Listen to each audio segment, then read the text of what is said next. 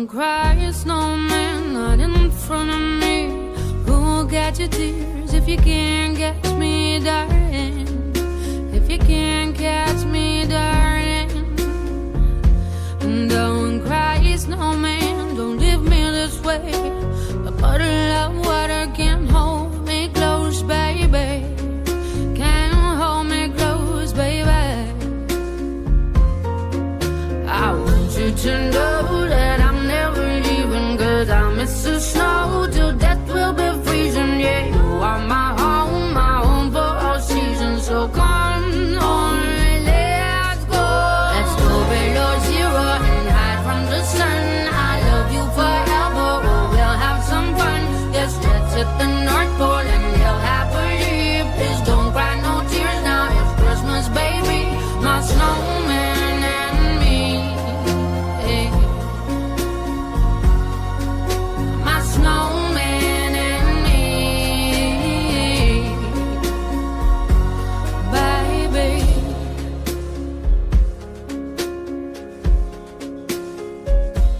Don't cry, snowman, don't you fear the sun. Who'll carry me without legs to run, honey? Without legs to run, honey. Don't cry, snowman, don't you shed a tear. Oh, hear my secrets if you don't have ears, baby. If you don't have ears, baby. I want you to know that I'm never leaving, 'cause I miss the snow till death will be freezing. Yeah, you are my home for all seasons. So come on, let's go. Let's go below zero and hide from the sun. I love you forever, oh, we'll have some fun. Yes, let's hit the North Pole and live happily. Please don't cry no tears now, it's Christmas, baby. My snowman and me, eh. My snowman and me, baby.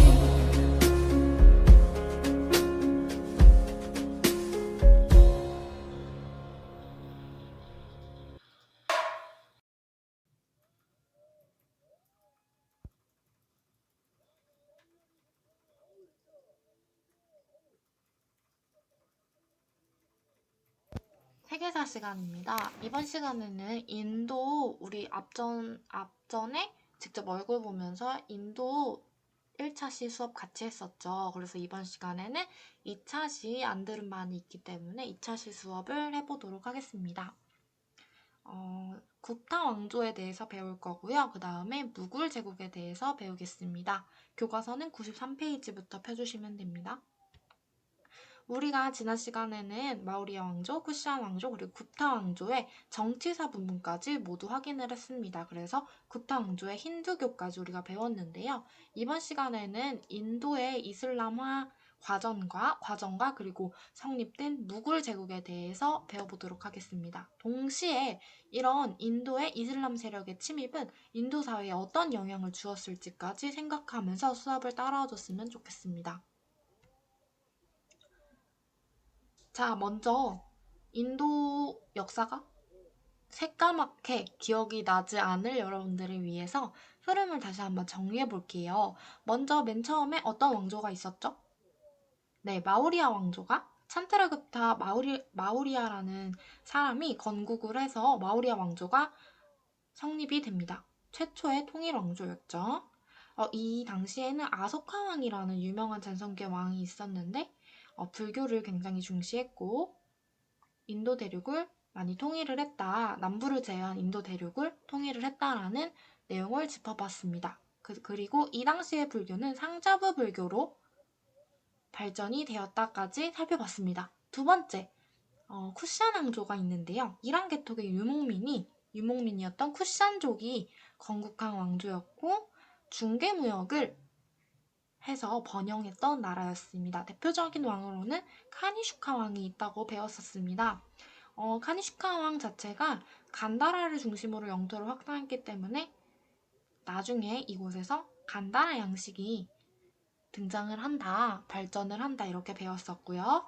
불교를 굉장히 보호했고 여기서는 불교가 발전돼서 대승불교의 형태로 나타나게 된다고 우리가 배웠습니다. 그래서 이런 대승불교는 우리나라가 우리 여러분들이 한국사에서 배웠던 우리나라의 고구려, 백제, 신라 삼국에 들어왔던 그런 불교 있죠. 그 불교가 바로 대승불교를 말하는 거라고 설명을 해드렸었습니다. 그 다음에 굽타 왕조. 굽타 왕조는 찬드라굽타 2세가 전성기의 왕이었는데요. 북인도를 통일했고요. 굽타 왕조 같은 경우에는 종교가 굉장히 중요했는데 바로 힌두교가 등장했다는 것이었습니다. 힌두교는 다신교였고 카스트제를 굉장히 중요시했기 때문에 카스트제가 인도 사회에 정착되게 되는 그런 이야기를 해드렸었어요. 그리고 본격적으로 우리가 이 굽타 왕조의 문화 파트에 대해서 오늘 살펴볼 거고요. 그 이후에 이슬람 세력이 8세기부터 이슬람 세력이 인도에 진출하게 되는데 그러면서 다섯 왕조가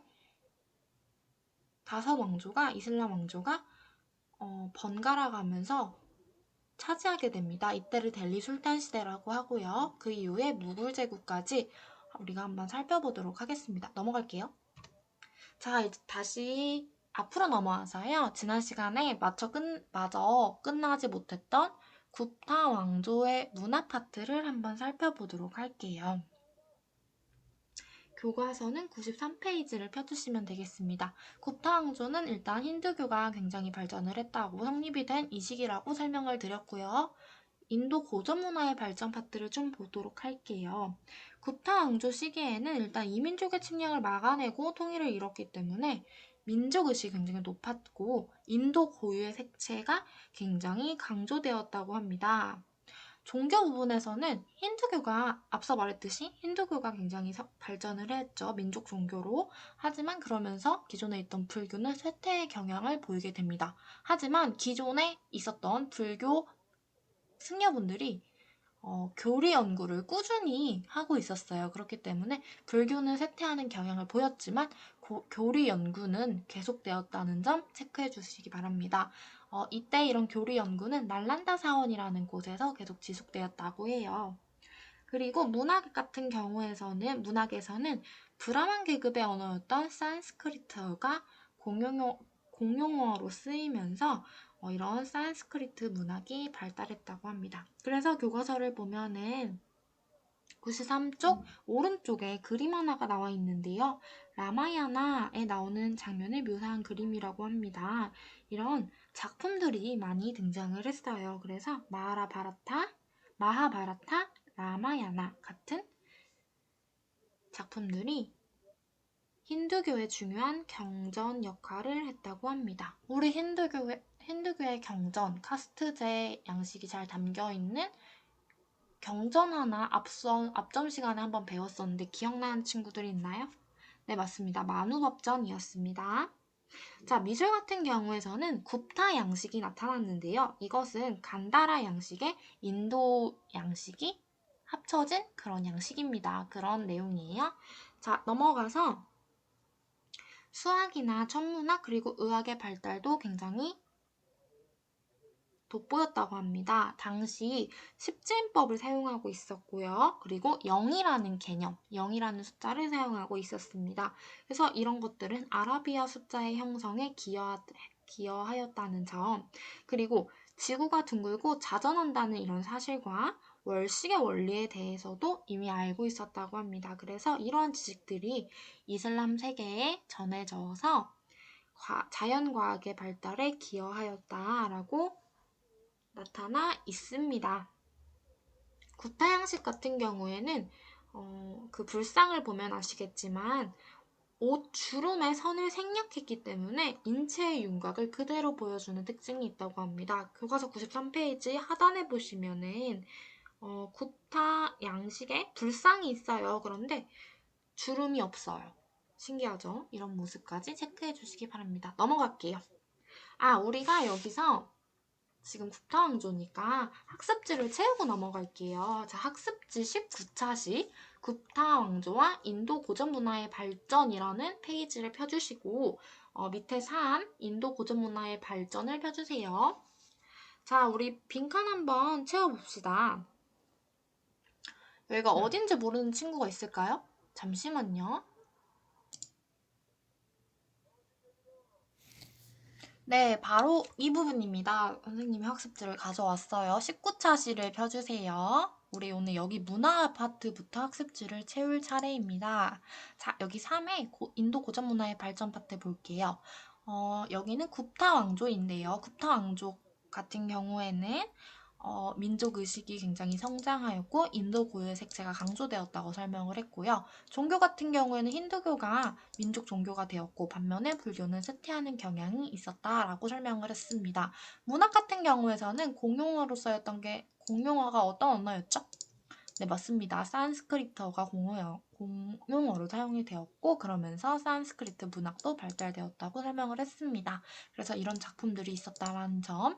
그리고 미술 같은 경우에는 굽타 왕조의 이름을 딴 굽타 양식이 등장을 했습니다. 기존의 간다라 양식과 인도 고유의 특색이 융합되었다고 설명을 했습니다. 그래서 아잔타 석굴 사원이나 엘로라 석굴 사원 등 이런 불상이나 벽화에 반영이 되었어요. 그래서 굽타 양식의 경우 불상에 옷의 주름 같은 게 표현이 잘 안 되어 있고 그대로 윤곽이 나타나 있다고 이야기를 드렸습니다. 자연과학도 또한 발달을 해서요. 숫자 0이라는 개념과 그리고 십진법이 사용이 되어서 아라비아 숫자의 형성에 기여하였고 지구 자전과 월식의 원리를 파악하고 있었다고 했습니다. 그래서 결과적으로 이슬람 세계의 자연과학 발달에 굉장히 기여하였다는 점까지 우리가 살펴보았습니다. 자, 그러면 다시 넘어가서 다음 페이지로 가겠습니다. 자, 교과서 94페이지를 펴주시고요. 지금부터는 우리가 어딜 배울 거냐면 이 굽타 왕조가 5세기에 에프탈의 침입을 받아서 멸망하게 되어 쇠퇴하고 멸망하게 되면서 되게 혼란의 시기가 이어지는데 분열되고 혼란스러워지는데 8세기부터 이슬람 세력이 인도에 진출하기 시작합니다. 우리 교과서를 같이 좀 읽어볼게요. 교과서 94페이지를 보면은 이슬람 세력은 인도가 분열된 틈을 타서 8세기부터 서북쪽으로 침입하였다고 써져 있습니다.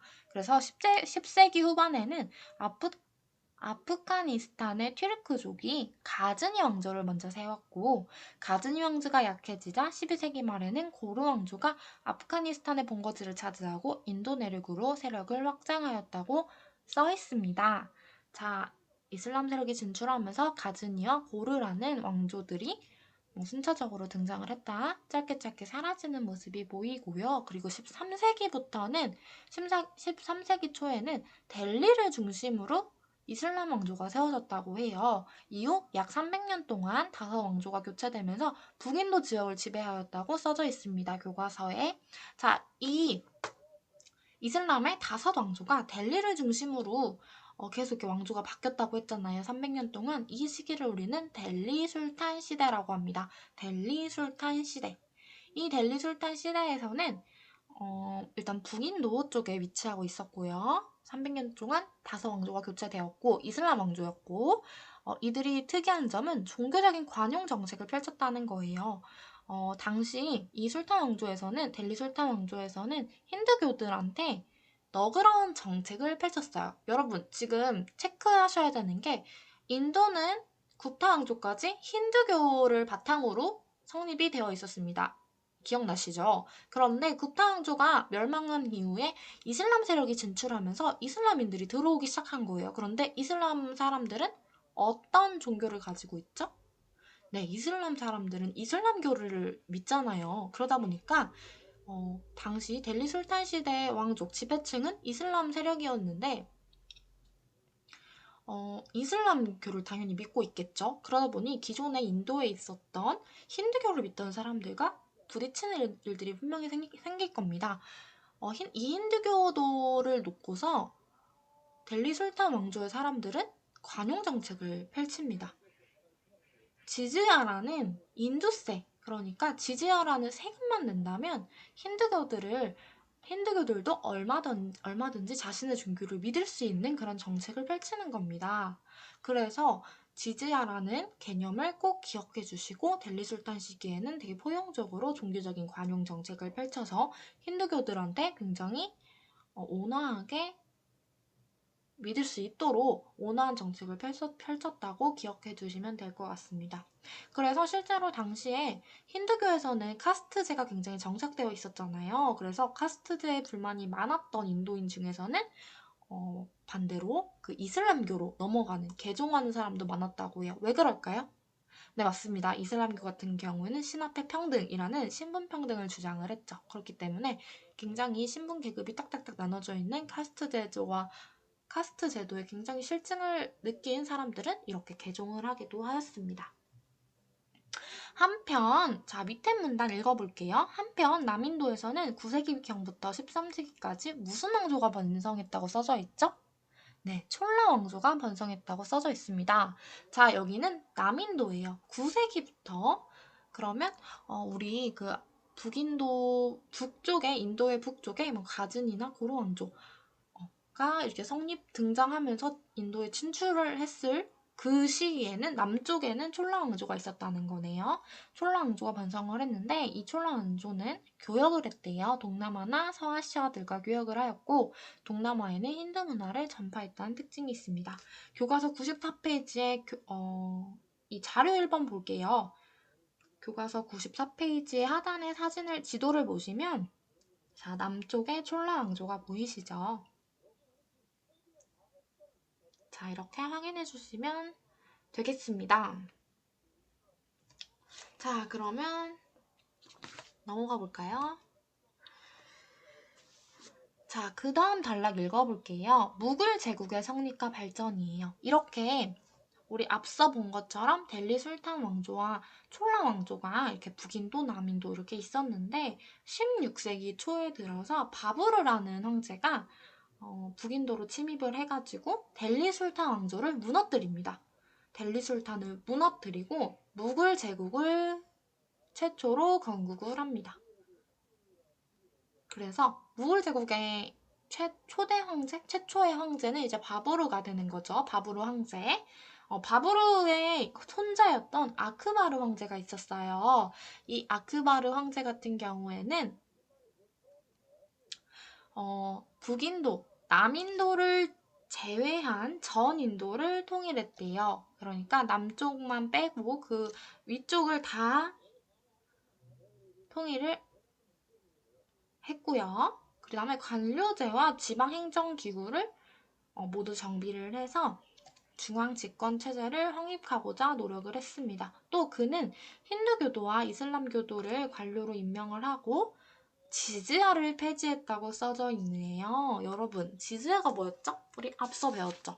델리 술탄 시기에도 지즈야가 있었어요. 지즈야는 선생님이 인두세 세금이라고 했고요. 보통 힌두교들한테 지즈야를 부과함으로써 그들의 종교적 자유를 인정해주는 용도로 쓰였다고 설명을 했습니다. 하지만 지금 지즈야를 폐지했다고 써져 있네요. 이 아크바르 왕제가. 이 말은 무슨 뜻일까요? 이제 더 이상 힌두교들은 지즈야를 내지 않아도, 그러니까 돈을 내지 않아도, 세금을 내지 않아도 힌두교를 자유롭게 믿을 수 있게 된 겁니다. 이해가 되셨나요? 이렇게 지즈야를 폐지하니까 당연히 힌두교들은 그동안 자신들한테 자신의 종교에 부과되던 이런 세금이 없어졌던 거죠. 그래서 힌두교들의 굉장히 환영을 받았습니다. 굉장히 종교적인 관용책을 펼쳤죠. 아크바르 황제 역시. 이런 정책에 힘입어서 무굴 제국은 계속 번영을 했다고 합니다. 자, 넘어가 볼게요. 교과서를 넘어가 볼게요. 17세기 말에 아우랑제부 황제는 남인도까지 모두 대부분 정복했다고 해요. 그래서 최대 영토를 확보하였다고 합니다. 하지만 여러분, 최대 영토를 확보하려면 계속해서 사람과 물자와 인력 모두 다 동원해서 이렇게 정복 전쟁을 계속 해나가야 되는 거잖아요. 그러면서 지나친 이런 정복 활동은 나라의 돈이 이제 부족해지기 시작하는 거예요. 이런 재정난에 휩싸였습니다. 그리고 이 아우랑제브 황제 같은 경우에는 종교적인 관용 정책이 아니었어요. 왜 그랬냐면 이 사람은 이슬람 제일주의를 외치는 황제였어요.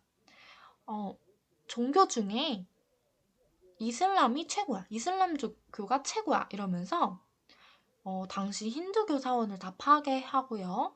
기존의 힌두교도들한테 부과했던 그 지즈야 있잖아요. 지즈야를 다시 부활해버립니다. 그러면서 다시 힌두교들한테 돈을 내라고 해버리는 거예요. 네, 지지아를 부활시켰다는 점. 자, 이렇게 악바르 황제까지만 해도 지지아를 폐지하고 힌두교도나 이슬람교도 모두 관료에 임명을 하고 이런 관용책을 펼쳤는데 아우랑제브 황제에 들어서는 이렇게 지지아도 부활시키고 이슬람 제일주의 같은 이런 정책을 펼치니까 당연히 이에 굉장히 반감을 사고 기분 나빠하는 사람들이 분명히 생기기 시작했습니다. 그게 바로 두 가지 반란이 일어나는데요. 이런 정책으로 인해서 첫 번째가 시크 교도의 반란입니다. 시크 교도의 반란이고요. 그 다음에 두 번째는 인도 중부에 있던 마라타 왕국의 반란이었어요. 근데 특히 이 마라타 왕국의 반란은 후에 마라타 동맹으로 이렇게 이어졌다고 해요. 그래서 무굴 제국에 대한 저항을 계속 이어져서 했다고 합니다. 이와 동시에 후계자의 계승 분쟁이나 여러 저항이 합쳐져서 무굴 제국은 점점 쇠퇴의 길을 걸었다고 합니다. 시크교 같은 경우에는 우리가 문화 파트에서 먼저 볼 거고요. 마라타 동맹을 조금 같이 볼게요. 마라타 동맹은 이 마라타 왕국의 마라타족이 힌두교도를 모아서 결성했던 동맹입니다. 그러니까 지금 아우랑제브 황제가 이슬람 제일주의를 펼치면서 지지아도 부활시키고 힌두교 사원들을 탄압하고 힌두교인들을 탄압을 하니까 당연히 이렇게 힌두교들을 중심으로 마라타 동맹이 결성이 되어서 이렇게 반란을 일으킨 겁니다. 이해가 되셨나요? 자, 그리고 우리가 넘어갈게요. 우리가 이제 문화 파트로 넘어가 볼게요. 이슬람 세력이 이렇게 진출을 하면서 아랍의 기본적인 그런 전통과 페르시아 문화 그리고 투르크인의 풍습이 인도에 전해졌습니다. 그러면서 이 모든 게 융합된 문화가 등장을 하는데 그것을 바로 힌두 이슬람 문화라고 합니다. 힌두 이슬람 문화가 발달을 했어요. 이 무굴 제국 시기 이슬람이 들어오면서 이런 문화가 쭉 발달을 했고 이런 경향은 무굴 제국 시기에도 이어지는 거예요.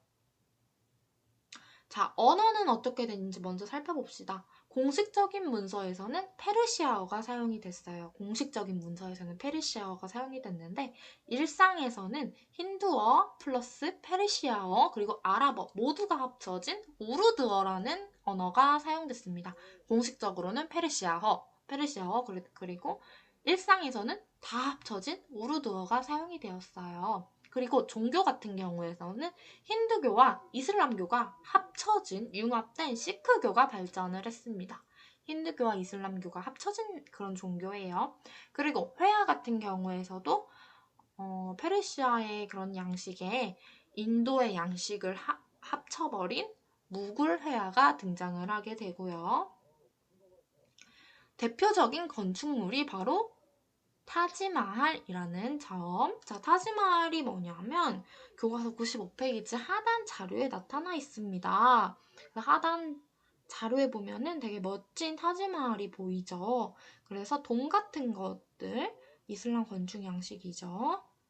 아치형 입구 보면은 아치문은 이슬람의 모스크 양식이고 연꽃무늬는 힌두 양식이다. 이렇게 두 가지 문화가 힌두 문화와 이슬람 문화가 합쳐진 이런 양식들이 등장하기 시작합니다. 자, 우리 이렇게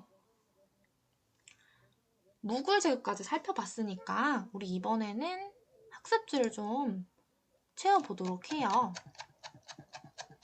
자, 아이고 넘어갔네. 렉이 걸렸네요. 자, 학습지를 한번 채워봅시다. 20저시 학습지를 볼게요. 자, 이슬람 세력의 인도 진출부터 볼게요. 인도가 분열했어요. 8세기부터 이슬람 세력이 침입하고 있네요. 그러면서 가즈니 왕조와 고르 왕조가 수립됩니다. 짧게 수립되고요. 그 이후에 300년 동안이나 이슬람 왕조가 생겼는데 어디를 중심으로 수립이 됐죠? 네, 델리를 중심으로 수립이 됐고요. 종교 정책 같은 경우에는 굉장히 나름 관용적이었어요. 왜? 네, 지즈야만 부담하면은 다른 종교를 다 인정해줬기 때문이에요. 지즈야는 인두세를 말합니다. 그래서 이슬람이 오히려 더 확산되는 경향이 조금 나았네요. 왜요? 기존의 카스트제에 불만이 많았던 사람들이 이슬람교로 개종을 했기 때문이에요. 왜? 이슬람교는 평등하니까.